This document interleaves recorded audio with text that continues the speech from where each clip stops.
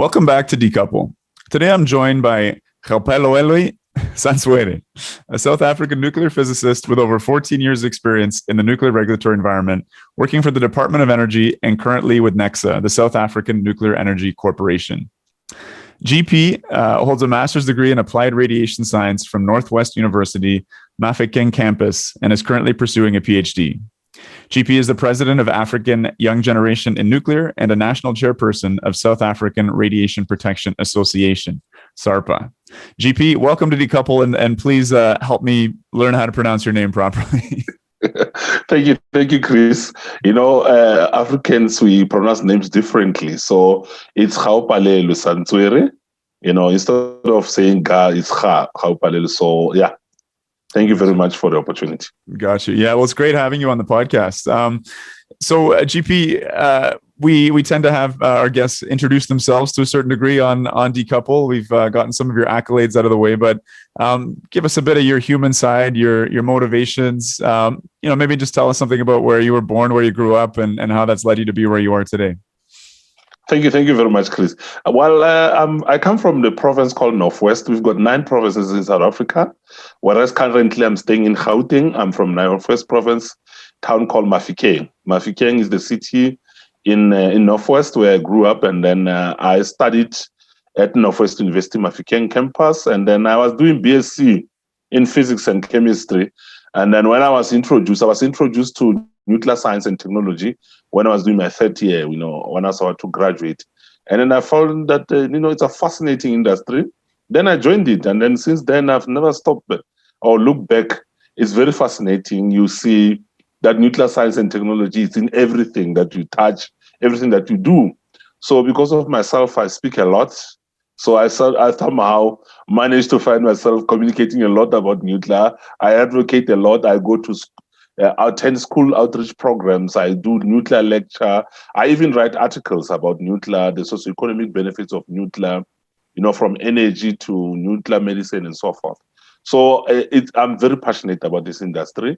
And then all my life, I've never done anything except nuclear science and technology application in terms of my working experience. Right. No, it's funny you mentioned that. I'm a doctor. I'm involved in healthcare, and I recently interviewed one of our experts on medical isotopes up here in Canada, and because of our heavy water reactors, we produce almost the majority of some of the world's sterilizing isotopes, like cobalt-60. And he was just saying, these isotopes enable modern healthcare. They enable sterilization of so much of the equipment I use on a regular basis, of the endotracheal tubes we use, in intubating COVID patients, that kind of thing. So it really hit home for me. My interest really came out of questions more of climate and air pollution. But you're right, this technology touches on so many different areas. So GP, I think, this is my first opportunity to do an interview with an African, with someone from the continent. It's a huge place. There's a real tendency for outsiders to speak in broad terms about Africa. Must drive folks crazy. I guess just to sort of lay the scene, help us maybe understand. I've heard people talk about sort of North Africa, Middle East, North Africa, Sub-Saharan Africa, South Africa. Each of these, I don't know if it's appropriate to break Africa up into certain entities, but when I was talking with a friend of mine and doing some prep for this interview, we talked a lot about, this term Sub-Saharan Africa, but that South Africa is quite different. Can you help us? Maybe we're going to be talking about nuclear energy, energy in general in South Africa. Can you help us sort of situate ourselves, particularly a lot of our listeners that are coming to us from North America and Europe, for instance? Look, Africa has five regions. We've got North Africa, which is more towards the Mediterranean. We've got a lot of your Algeria, Egypt, Morocco, and so forth. They are there. We've got Central Africa that have got Burundi and so forth and so forth. Then we've got West Africa, where we've got Nigeria, Ghana, Ivory Coast, Burkina Faso, and so forth. Then we've got your East Africa, where you've got Tanzania, Nairobi, Kenya, Sudan, Uganda, and so forth. Then we've got the South, which is where we are, South Africa. We've got South Africa, Namibia, Zimbabwe, Zambia, and so forth and so forth. So when you talk of Africa, it's divided into 5 regions. So that's why you see, and north is more towards the Mediterranean or towards more the Arab sense, sort of where you've got Egypt and all those other countries that are more towards that. So then you've got the west and so forth. So that is how Africa is divided. We've got 54 states in Africa. And then out of the 54 states, we've got mostly the common languages are both Arab and Swahili and so forth. That is why Swahili now, where African countries are trying to push it to be more a continental language instead of being spoken into one region. So that is how you've got you've got Africa being divided. So it's not divided, but I'm saying how it is Africa the way it is. So when you look at Africa, from Europe, you'll start with North Africa, which is your Egypt and so forth. They are more closer to Spain, they are more closer to Italy and so forth. And then us in South Africa, we are more towards, when you look at the west of South Africa, you would see South America. I mean, South America, and then you've got North America on top. And then on the east side, you've got your Australasia, and then you've got your Asia, where China is and so forth. So we're at the tip of that as South Africa. Mm-hmm, mm-hmm. And I was looking at some energy graphs, and South Africa, it's way off the charts in terms of energy consumption compared to a lot of its neighbors, and obviously the histories are quite different. And we're going to be talking a little bit about the South African grid itself and how it ties into some of its neighbors that are less developed. But I'm not sure if you can walk us through a little bit of that history. I know it's a big, broad history, but in terms of why South Africa has a much higher energy consumption or is more developed in that way. Yeah, if you remember very well, the Dutch settled in South Africa in 1652. When Jan van Riebeeck and his colleagues, I think they were going to Asia, to India to get some spices and all that. Mm-hmm. But when they get to South Africa, they found South Africa, at the tip of South Africa, we've got a place called Cape Town or Western Cape, where a lot of people, especially the Europeans, love it. So they got there. They were trying to freshen up and so forth. And while they're trying to freshen up, they found a place that, no, the conditions here are very tolerable. We've got a lot of sun, we've got very nice soil and so forth. So they settled instead of going to where they were going. Right. And as they settled, that's where they started to stay here and all that. So they were started to integrate into the entire ecosystem of the African country, of South Africa. And then more and more of them came, and then they came through the Western Cape, which they called it the South Colony and so forth. So because of that, there was a lot of discoveries on all of from diamond in 1886 to gold. So there was a gold rush, diamond rush, and all those other things. So that thing led to more development, whereby now, in order to process that, you needed to have a very industrialized economy. So that's why South Africa started to industrialize. And then in the 19th century, they started to develop as part of the global community, because of they've got gold, we've got diamond, which was the rush in that and so forth.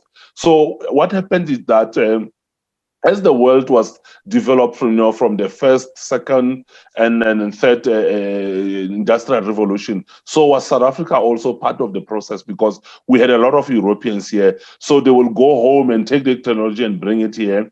They will go to America and so forth. So that is how you sort of sudden that South Africa developed faster than the rest because of that, because the rest were more inland. And then if you look at Cecil John Rhodes, they started moving to Zimbabwe, whereby and so forth. But most of them, they settled in South Africa. And then because of those gold and diamond and so forth, they started to industrialize. Right. And then, that's how you became South Africa to be more particularly upfront compared to the rest of the continent. Right. I mean, I heard that it had a lot to do as well with just the sort of the climate zone. It was somewhere where Europeans, because it was more of a settler colony than a lot of the other areas in Africa, where Europeans just didn't fare well with the tropical diseases. And they, this was a place where it was more just survivable. Actually, we've got the best weather conditions, because our winter is not that cold, and then our summer is not extremely hot. So when we look at that, we've got 4 seasons in the whole year. And then in that particular sense, it's much easier for you to settle, because you are acclimatized faster than when you look at the rest of the other parts of the continent. Yeah. So, let's set the scene a little bit with understanding energy in South Africa, the South African grid. As I was mentioning before, there's a lot more energy consumption. I'm sure that's not equitably shared necessarily across the whole society, emerging from apartheid, as you guys did in the last, 20, 30 years. But it is it's a large sort of mostly coal-fired grid. But you guys do have, I think you're unique in Africa, right, as having the only 2 operating nuclear power reactors in the continent. Can you walk us through a little bit of that history and what the grid looks like today? Yes, I think from the 1950s and so forth, we started to build a lot of coal power stations because we have a lot of coal reserves. Mm-hmm. I mean, by that time, a lot of countries that had coal, they started to beneficiate from coal. They started to build massive coal power stations. And what was happening is that by then, from 1945, when the Afrikaner took, we call them the Afrikaner, that originate from Dutch. When they took from the British, they started to build more coal power stations for them to energize and industrialize the economy. And then that is why we started to build a lot of coal power stations. And then in 1974, they now moved to say that, look, we've got uranium, because South Africa participated into the Manhattan Project, which led to the 2 bombs that were dropped in Japan, which is the Hiroshima and Nagasaki. So we're part of that. And if you remember, South Africa also, after those, they were part of the 8 founding members of the International Atomic Energy Agency, the IAEA currently. And then that was led to South Africa to say that they wanted to participate on the peaceful use of nuclear application. That's why they built NEXA first, which is the South African Nuclear Energy Corporation, where they built a 20 megawatt research reactor, which is the trigger, which was donated by the Americans through the Manhattan Project. And then in 1974, they built Koeberg, which is the Koeberg nuclear power station. It's 900 megawatt per unit, 2 units, situated in Cape Town. I think it's 27 kilometers away from Cape Town. And then currently we have about 44,000 installed megawatt. So, but due to coal power stations are very old, now most of them, when you look at the energy availability factor, is very low. We are now currently, I think I looked at it just about an hour ago, we're sitting at 32,000 megawatt available. But now, because of a lot of industries have migrated, smelters and so forth, so the consumption is around 31,000 megawatt of nuclear. We have 84% of the population of this country having electricity, but government is driving since 1994 through democracy. They do electrification process every year. So the target is to reach 100% accessibility. So they are doing every year, they electrify as many houses as possible.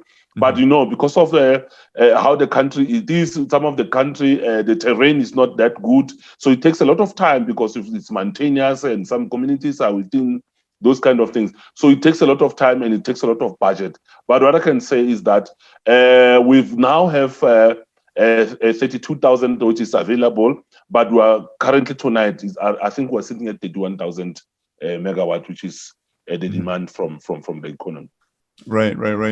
In talking with a colleague of mine, he was saying that, accessibility is obviously a really big issue, but in many parts of, particularly, I think more in sub-Saharan Africa, that reliability is an enormous issue, whereby there's a lot of kind of grid defection. In Nigeria, for instance, I heard that there is something like 8 to 13 times the amount of backup diesel generation as there is in total installed capacity on the grid. So there's a real sort of lack of faith in the grid itself, which in turn is preventing that grid from being strengthened and actually being able to effectively offer rural electrification. In South Africa, are things more reliable? Do you guys have a lot of brownouts and blackouts or load shedding, or how do things look in South Africa in terms of your grid? I think in South Africa, we are very, very much fortunate because we don't have experienced that. I think currently for the last 10 years, the issue that we're experiencing load shedding is because of the coal power stations that have been built from 1970s and so forth that are aging. Yeah. So the problem is that the maintenance cost and operations are becoming very, very a nightmare. So that is why we have got load shedding. But we don't depend a lot on generators and so forth. Although Eskom operate open cycle generators, gas generators and so forth, but we don't use a lot of diesel as compared to Nigeria. I think we're far away from that. And we've got a lot of reliability. I think the last time we had load shedding was about 2 weeks ago because of Eskom had a high number of generators which were tripping, which were unplanned maintenance and so forth. But so compared to we've got more reliability than the rest of the continent. And so, I mean, it was very interesting. I was looking at the World Nuclear Association's page on South Africa, and I mean, it's been quite a roller coaster ride in terms of government commitment to nuclear. In the first decade of the 2000s, and I think up until about 2014, there were very ambitious plans for building something like 10 gigawatts of new nuclear capacity, I guess, to replace these elderly coal stations. And I think bringing nuclear up to about 25% of generation. Now it seems like that's really changed in 2018. Things got a lot more moderate, and now the goal is maybe 1 gigawatt of SMRs. But can you walk us through the heady days of the early 2000s when it was looking like South Africa was headed to some really large builds and really kind of transitioning not off of coal but to a much less coal reliant grid? Yes. What happened is that in 1998 we acquired a German technology which is called the pebble bed modular reactor. And then we develop it further in order for us to become, part of the leading countries in terms of the Generation 4 reactors. I think it was canned after 10 years of a lot of research and forth because of government was saying that you are not building a demonstration plant. Right. But after that, what happened is that we introduced the integrated resource plan, as part of the energy planning, which was promulgated in 2011.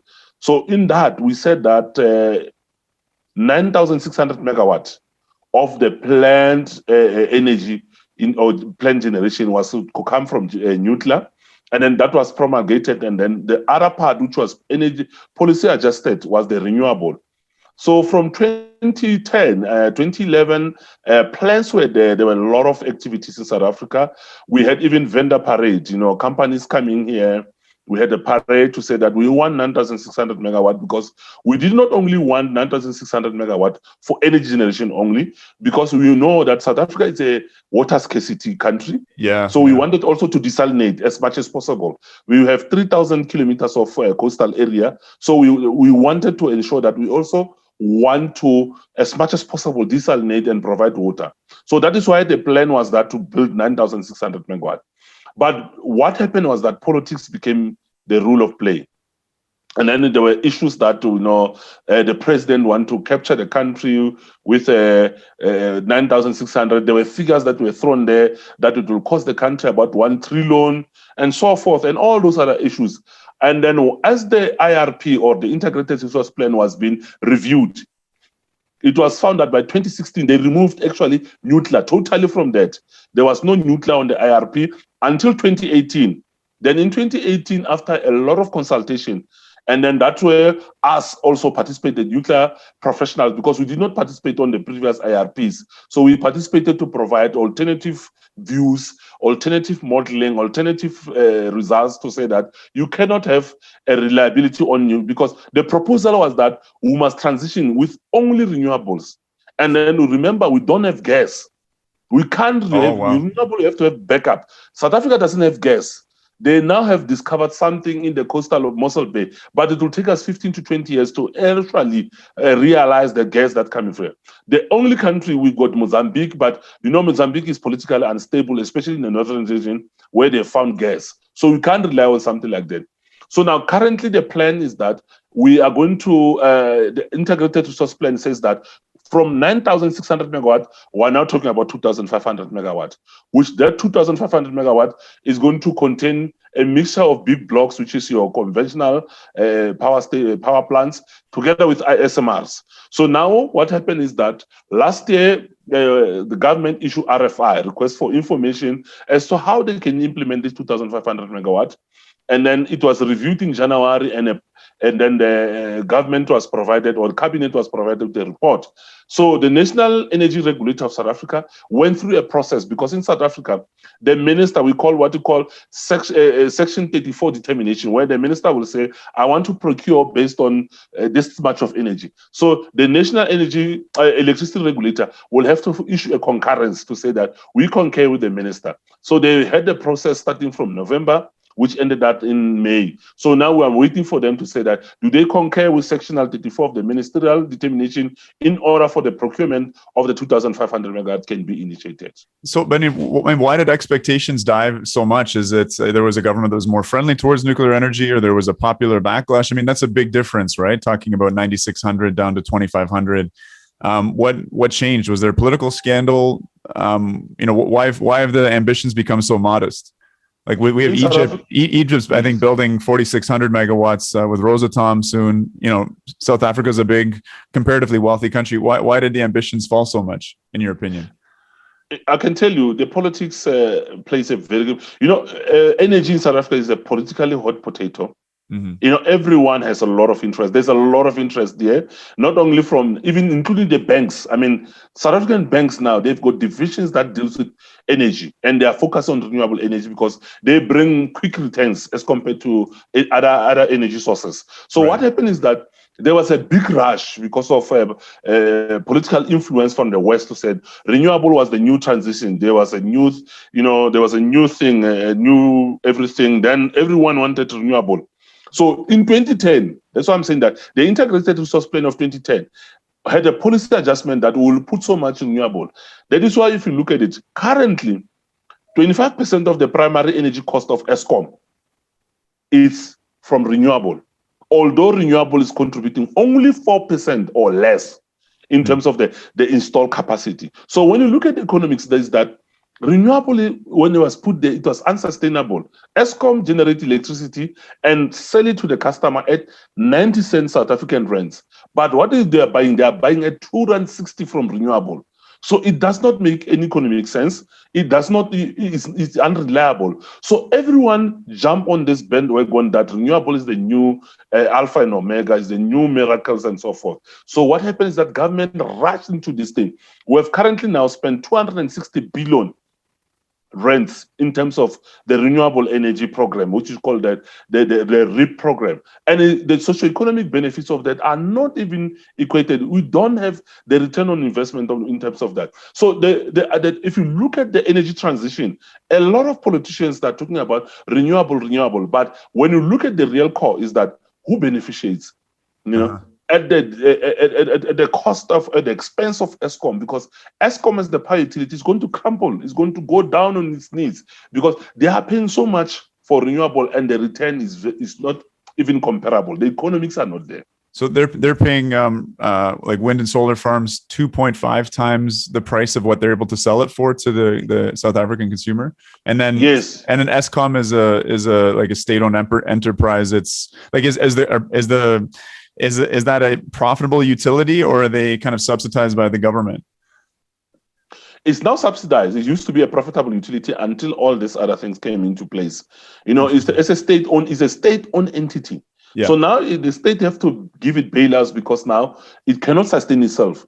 How do you sustain yourself by buying electricity 2 times the price that you are selling? It has never happened in anywhere in the world. And then the thing is that they want to model ourselves with Germany. Germany has 200 gigawatt of electricity installed capacity. They've got 80 million citizens. We've got 55 million, or actually 67 million. So if you look at the dynamics, it doesn't per capita. Germany has higher electricity than us. So how do you go ourselves and compare them to Germany, to want us to transition as Germany does, whereas our economy is still developing and Germany is a developed economy? Yeah, no, it's interesting looking at Germany. I follow Václav Smil. He's a Canadian analyst, academic, has written very authoritatively on energy transition. And, something that really brought the chickens home to roost in my head in terms of thinking about Germany was, at the beginning of their transition, they started with 90 gigawatts of traditional firm capacity, nuclear, coal, gas, that kind of thing.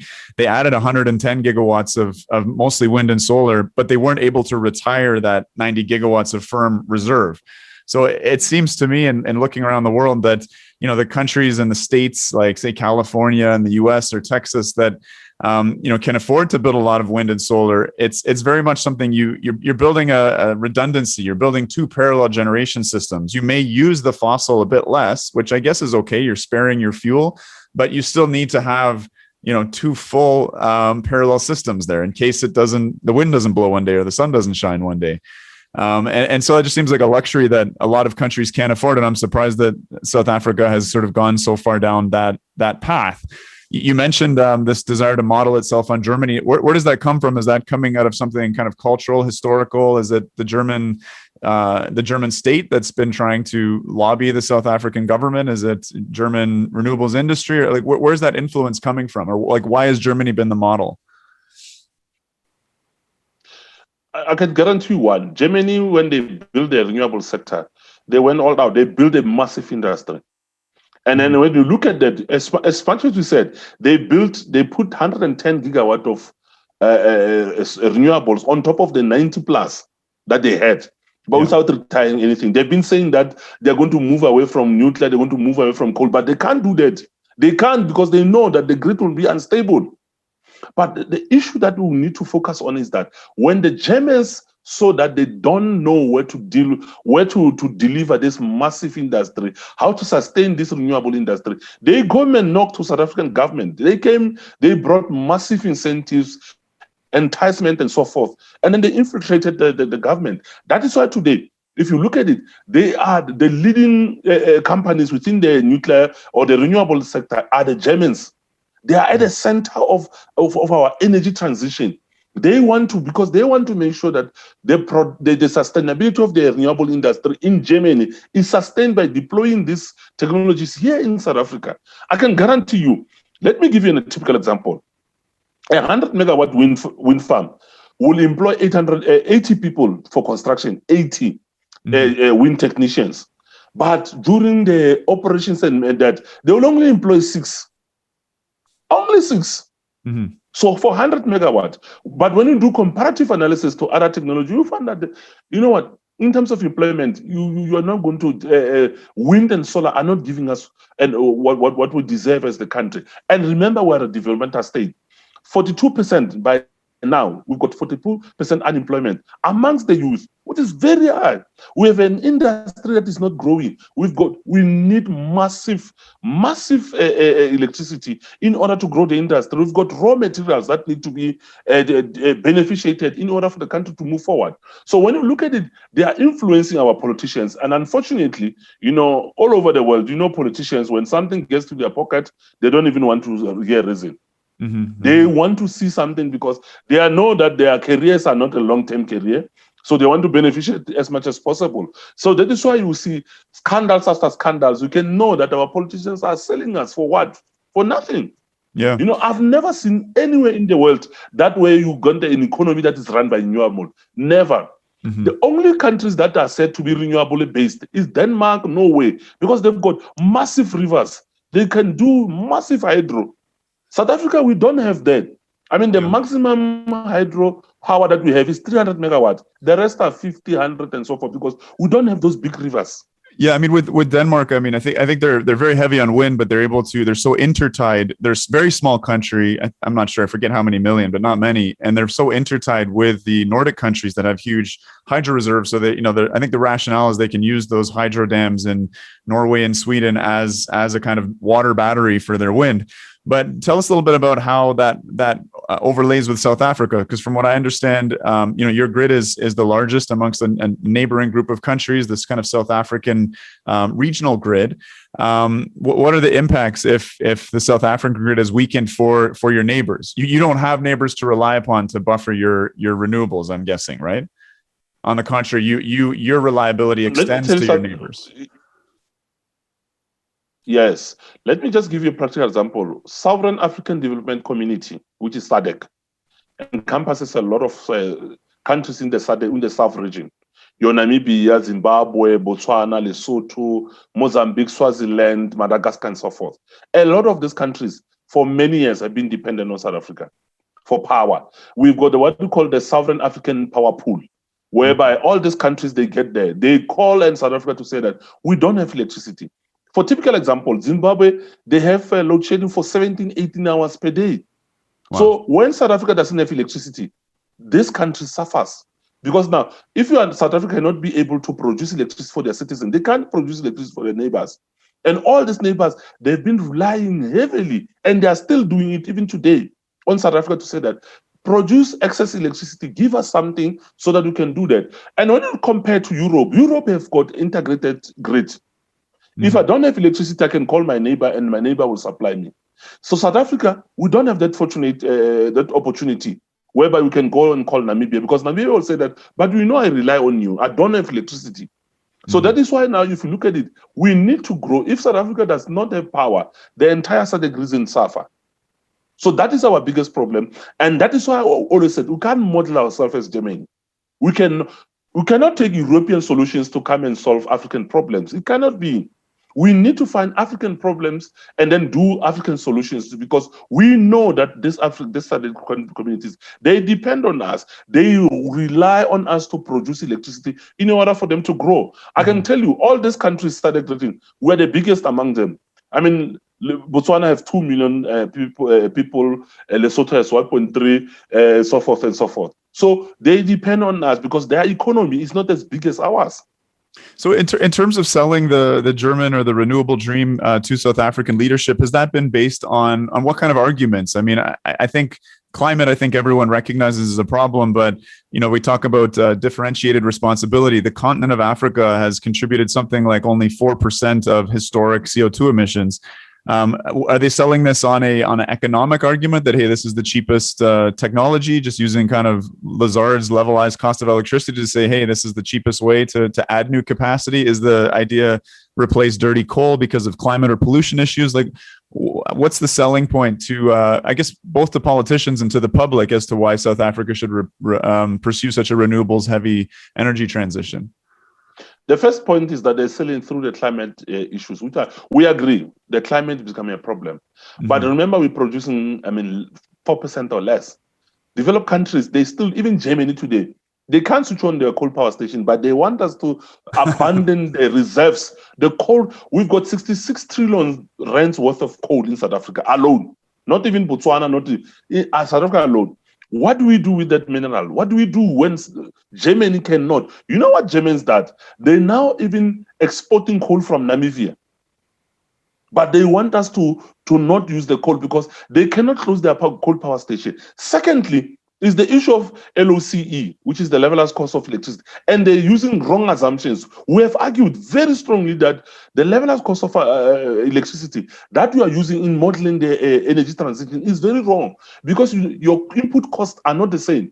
When they talk about nuclear, they put the entire cost of all the nuclear. But when they put renewables, they don't even put the connectivity cost.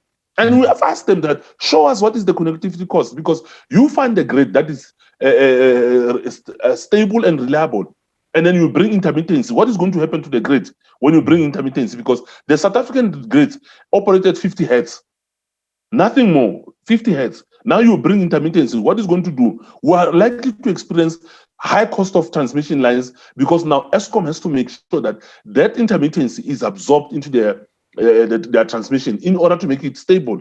So who's paying for that cost? They are not putting it. They have come and said that renewables have gone down over the years, but that is not translated on Eskom annual financial statement.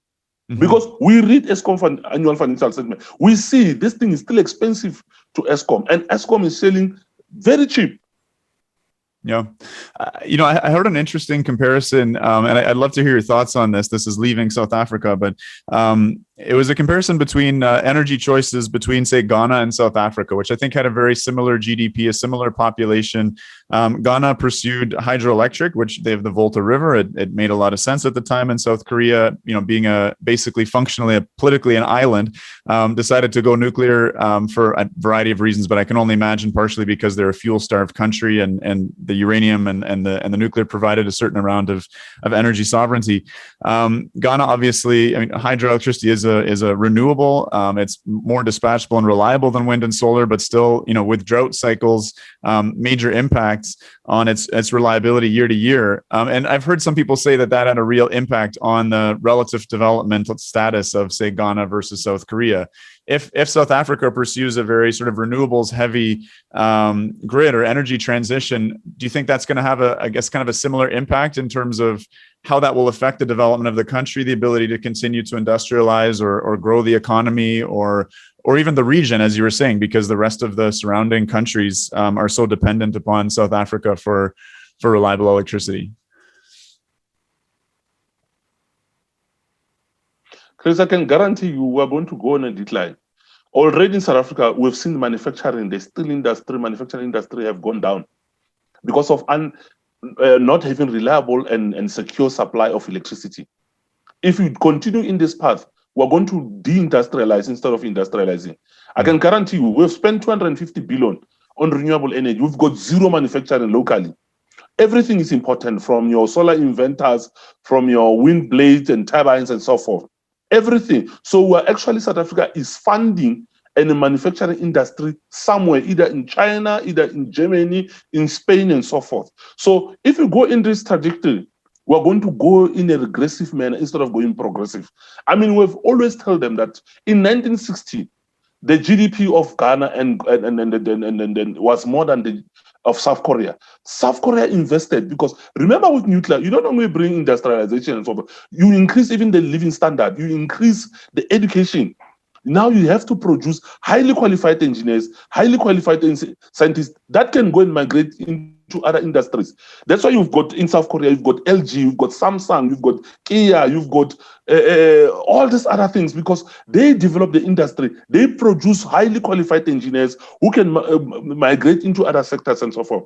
But if South Africa wants to go and become part of the big boy players, they will have to find a way of saying that we need to bring an industry that will make sure that we industrialize, we make sure that we produce highly qualified engineers, highly qualified technicians, boiler makers, scientists, and so forth, that can be used in other industries in order to propel the economy.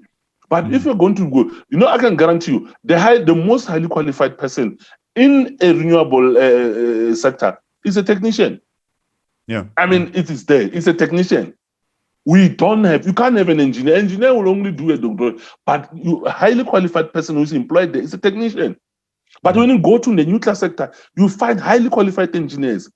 We need more engineers. We need more scientists. I'm a nuclear physicist. I mean, my skill, I know that you need to go through a very rigorous process, educational process, for you to get there. So now, if we're going to continue in this trajectory of exposing ourselves to high renewable transition into our grid, we're not going to go. And besides, it's non-dispatchable. You need dispatchable electricity. I need to wake up at 5 o'clock and I must find electricity. Battery storage is a nightmare.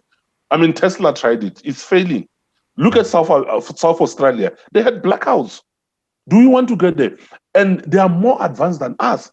Let me give you another example. When you talk of the socio-ecological burden, 18 million South Africans, they depend on social grants, which means government have to fund them.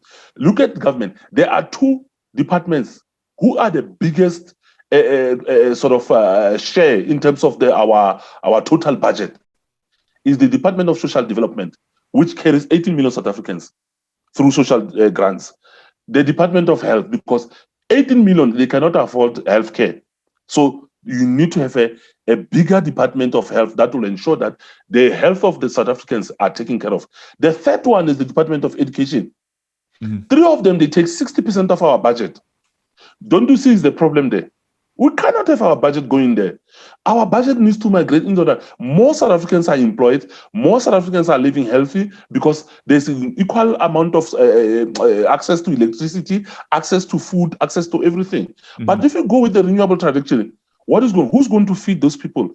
Who's going to feed the 18 million South Africans? Give them free basic electricity, free basic water. All those other things will be government dependent. But now you're going to move where, making sure that our energy is privatized, like 1923. They don't know. Eskom 1923, when it was started, is because individual power producers were expensive. So the government of that particular day took a decision to say that we need to have a national utility whereby government can influence the price of electricity. Now we're moving away from that, which means now we're going to become more poorer. We're going to become more dependent on IPPs and more dependent on foreign aid. Mm-hmm. I'm very interested in what you were saying earlier about the level of employment in terms of wind farms versus even a coal plant or a nuclear plant, and the I guess kind of the offshoring of the manufacturing to China and Germany, for instance. I mean, South Africa, the anti-apartheid movement, the ANC, really strong basis in the trade union movement.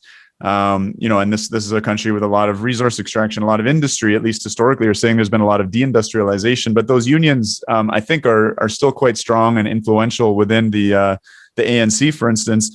I was talking to a union leader in Canada, and he was reflecting in a similar way that you are. He was using what we call the parking lot metaphor for, which energy generation technologies are kind of worker friendly. And he was saying, look at the size of the parking lot outside of a wind and solar installation. Oh, there isn't one, right? That doesn't really maintain workers and families and provide wages.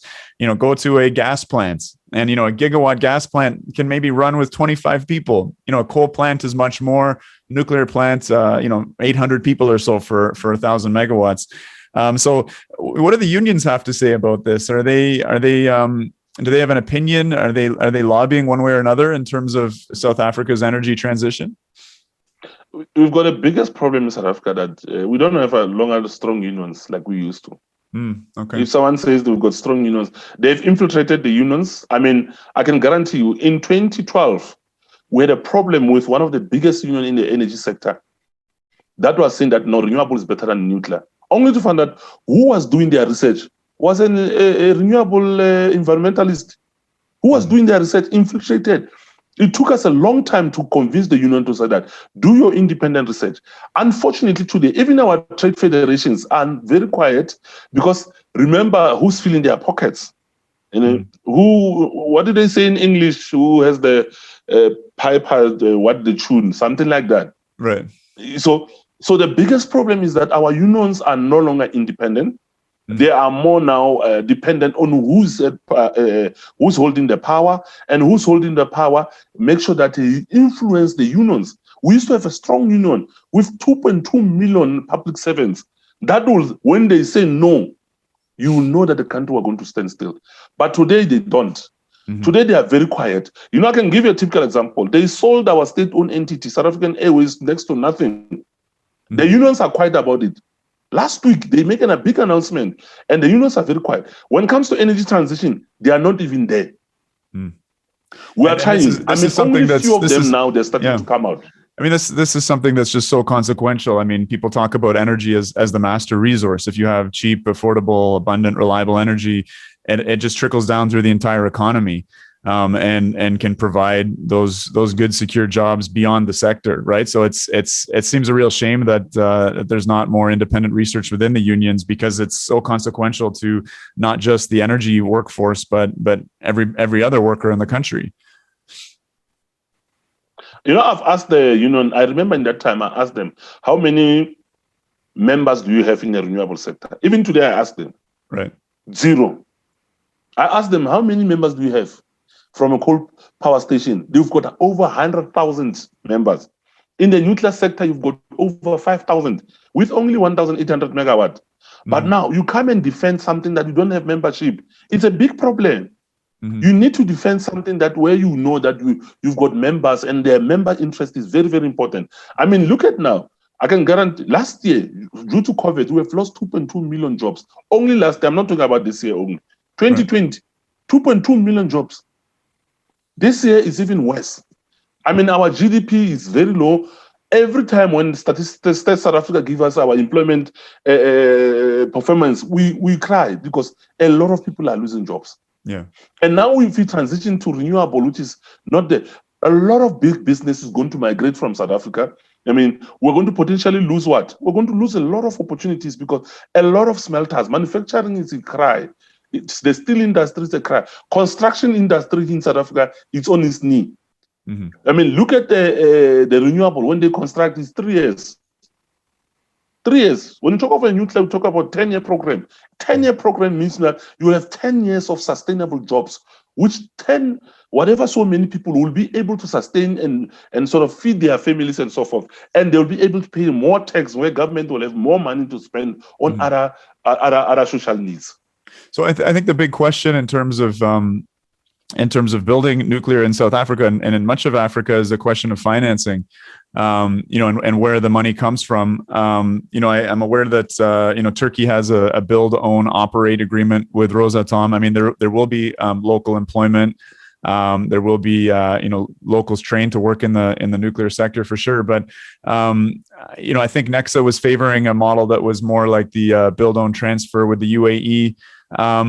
What do you see as the future? It was interesting looking at, plans for this big nuclear build-outs in the early 2000s, and it was starting off, I think, with Westinghouse and Framatome, who I think are really kind of falling into the wayside as Rosatom and China potentially emerge as the new vendors of the future. But I guess maybe shifting gears a little bit, what do you see as the future in terms of potential vendor countries? Who do you think is going to be able to make that financing attractive? Because as you were saying, I think one of the big criticisms was that building this quantity of nuclear, it's expensive up front. There's high capital costs, and I'm not sure what the cost of capital like in South Africa, to what degree the government has the trust of investors to be able to make low interest loans. What do you see as the way around that? I think for South Africa, build, own, operate, for me, the boot might be secondary. Mm-hmm. I think we need to focus on export credit in order to maximize localization, mm-hmm. in order to ensure that we do a lot of industrialization. Because if you do the boot, which is build, own, operate, and transfer, you're only going to beneficiate maximally when the power plant has been sort of transferred to you. But there, you are not going to dictate terms in terms of the localization. You can't tell someone that I want to localize by 40%. We'll say that you're not providing the the capital injection. Mm-hmm. So now I see that the world is going to change because poorer countries cannot afford. So they're going to look into a boot model, which countries who've got more, resources, or in terms of financial resources, will be dictating as to say that we can give you the power plant, we will pay for it, but this is how far you will be participating into the program. Mm-hmm. And we can see that there's a lot of different countries who have got enough foreign reserves that can be able to fund the nuclear power plant. The best part about the power plant is that it pays itself. Once it starts to generate electricity, it starts to the repayment. So for me, if I was South African government, I will look into export credit instead of the boot, because there I will dictate how much of this money will stay in the country. I mean, if you don't do that, I mean, if someone is fully funding your program, which means all the money will not stay in your country, will go. You'll only have money for construction, civil works, and so forth. But in terms of manufacturing of components and all that, you have limited influence. But when you say that export credit, say, for example, we say, no, I will loan 20, I've got 20% that is locally. That money, 20% of the local, will remain local. So therefore, will grow your industry locally, whereas the 80% you will get it from the export credit. So what I see is that the world, especially poorer countries, are looking more towards the boot model, like Turkey. I think, is it Bangladesh, or I don't know if Bangladesh was that. Yes, but more, we need to look at private partnership, private public partnership. I mean, we've got in South Africa, we've got the public, what do you call it, public, the pension funds. We've got enormous amount of money there on the pension fund. Why can't the pension funds own part of the power plant? They said that we'll invest 30%, and this 30%, it will be ours as the pension, and then it will generate a lot of money. Yeah. Because once the power station operates, so we need to start losing our pension fund instead of building malls. I mean, in South Africa, the pension funds we know is to build malls, is to build, things that are not working for us. They build so many malls that some of them are closing down. Yeah, the largest operating nuclear station in the world is actually in Canada, in Ontario, about 300 kilometers from where I live. And it's a public-private partnership because of deregulation. They split up the generation. It's a facility that's owned by publicly, but it's operated privately. And one of the largest investors in that private consortium running it is the Municipal Workers Pension Fund. So pension funds do seem to be pretty ideal because they have that, they want a long-term investment. They're okay with a long-term return on investment that's steady and secure and carries on for, decades. So yeah, that's very interesting. In terms of, I wanted to touch a little bit upon attitudes towards nuclear in South Africa. I was, doing a bit of research for the show. I saw some Greenpeace statements, and it was interesting. They were really focusing on issues of cost, saying, hey, nuclear is expensive. It takes long to build. They weren't focused on the usual sort of tropes that we have more in that I'm familiar with, concerns around safety and radiophobia. What's your take on public perceptions, and how strong is the anti-nuclear opposition in South Africa? Well, I can give you that. A lot of South Africans are not participating in the discussion because they don't know. Yeah. And I partly blame us because as the nuclear professionals, we are not doing a lot of communication. We're not doing a lot of public campaign, although we does, but we're not doing it maximally to ensure that the public understand what are the pros and cons of nuclear technology. So in South Africa, I remember in 2013, the Human Science Research Council, they did a study. Out of the study, only we had 11% who rejected the nuclear because they understood what it is. 13% was pro. The rest, they didn't participate. Wow, okay. So I can give you that the stats, I don't think it has changed much over the years, but a lot of South Africans, they don't know. So that is why they cannot participate. So if you look at the anti-nuclear lobbyists, those ones are fully funded. In South Africa, we know. During the NERSA process, which is the National Electricity Resource Regulator of South Africa, the concurrence process, we had people there who didn't even know what nuclear is, but they were part of the public participation. You can see they were funded. They were given the script, what to come to. When they were questioned, they could not answer. Mm-hmm. That's how shrewd the renewable sector is. They pay the public to go and say things that they don't know because they are so greedy. They only want their technology to be on the grid. We asked them, we said, out of the integrated resource, 11,600 megawatts is for renewable. Only 2.5 is for 2.5 gig is for nuclear. Why can't you allow all technologies? They want everything to be them. I mean, that's how greedy and they are. I don't think they are what do you call it? They are very interested into the interest of the public. They are interested in their pockets. That's why they've got the lawyers, the financial sector backing them. They don't do. So what I can tell you is that the public we need a very robust, a very aggressive public participation process to teach South Africans about energy, more specifically about the nuclear technology. Right. I wanted to, we're probably going to close off fairly soon here. This has been a fascinating conversation, but again, getting back to that issue of finance, I learned recently that the African Development Bank has a ban on nuclear financing. I'm not sure about the World Bank, but I know there's, or I've heard anyway, that there's been a pattern of, large international development banks, putting a lot of pressure on African development, for climate and other reasons, but saying, putting a moratorium on new fossil fuel investments or even hydroelectric investments. And I'm kind of curious about this term I've heard thrown around of kind of eco-imperialism. I think it's more familiar to me with the efforts of European green parties and regulators to try and prevent African countries from using biotechnology to problem solve agricultural problems like banana blight, for instance, or some of the problems with cassava. What's your perspective on that kind of an issue, on having your energy policy so influenced and even dictated by the financial organisms of European countries that were so detrimental in terms of colonizing and robbing Africa over the last 500-600 years? I think for us, we have said it explicitly that the West doesn't want to see us. They want us to be dependent on them, because once you've got energy, abundance of reliable energy, you will be able to industrialize and be less dependent. So they don't want us to be less dependent. They want us to be dependent. That is why if you look at this, who is the biggest funder of the African Development Bank? I mean, it tells you a very great deal of an argument that someone who's funding it will dictate to us to say that we're not going to fund nuclear, we're not going to fund coal, but we're going to fund what do you call this thing? Renewable energy. That is why who is the biggest funder?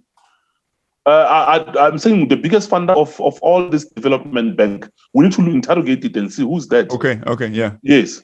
Because once you start to integrate who's the biggest funder, you will see where the problem comes from. I mean, look at it now. They even now want to ban hydro.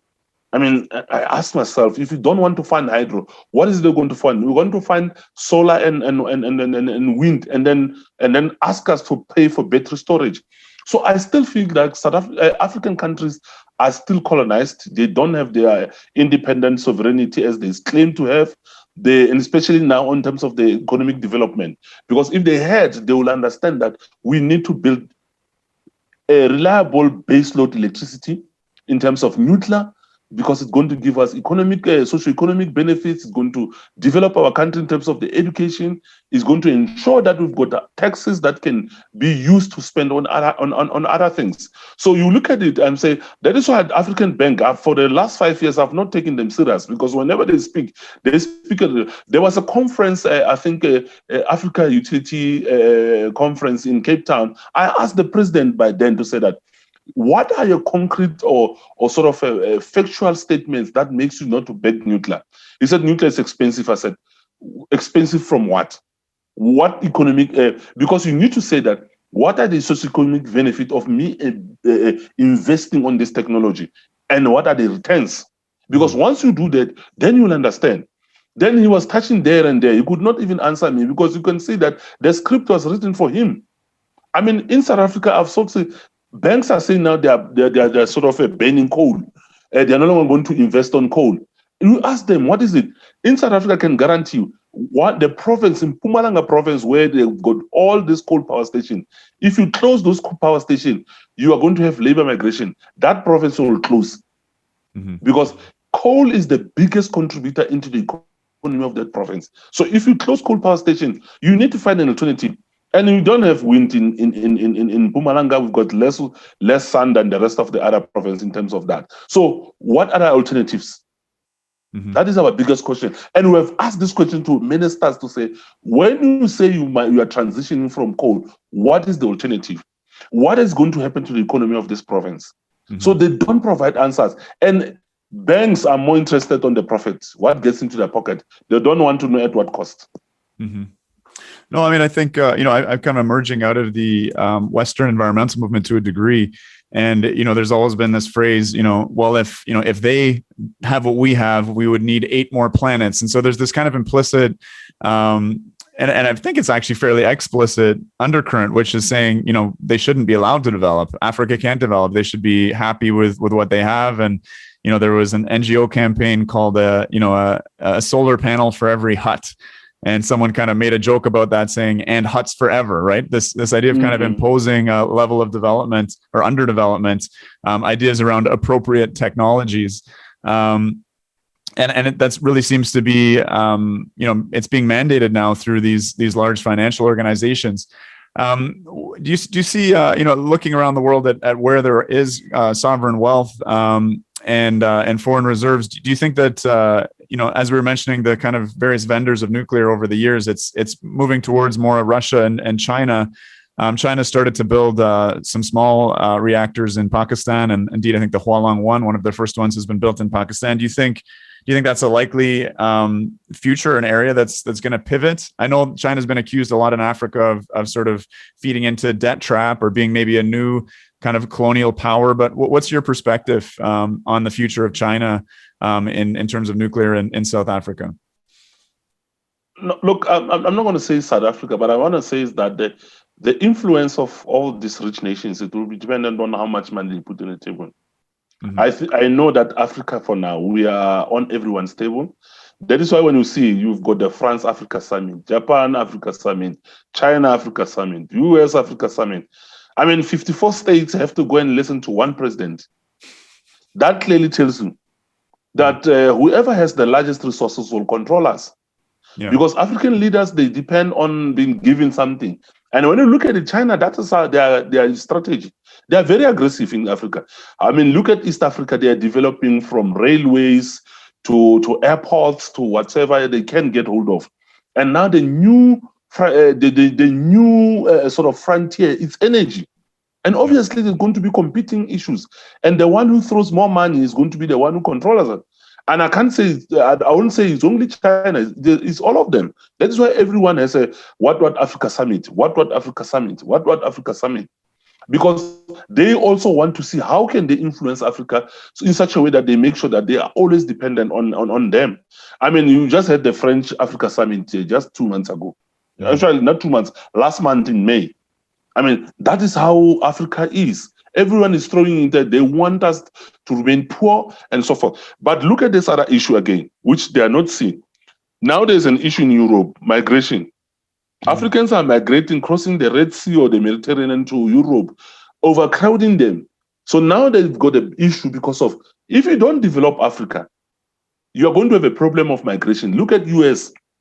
I mean, US is more developed. Honduras and all these other Latin American countries, they are migrating. They're going there to US because you are not migrating. The global community is more like the COVID-19. You need to vaccinate everyone. So even the economy, develop all the economies so that you don't have issues of people migrating to you. So what I can tell you is that SMRs are the new game players, the game changers. And whoever's going to develop it faster, whoever's going to put more money will be the one who will dictate as to where the energy transition is going. Because most of African grids are small. They can't allow big blocks like 1,000 megawatt like us. So they can take 50 to 100 to 300. So therefore, the influence is going to come there. You are right. China started with Pakistan. They've shown that they can do it in Pakistan. So African countries, they'll say, look, we've done it there. We can do it to you. And we have the money. We can pay for it.